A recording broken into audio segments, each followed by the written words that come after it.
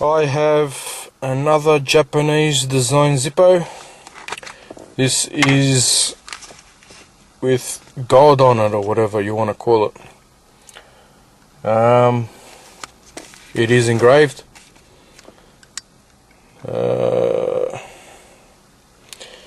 I'm guessing it is silver.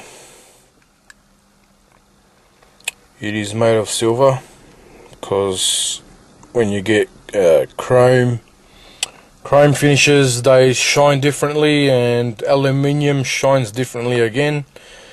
Silver shines completely different even again to that, so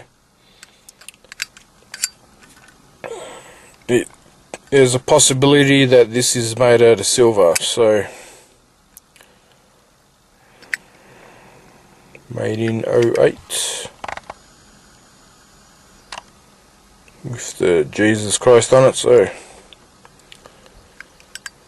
there you go.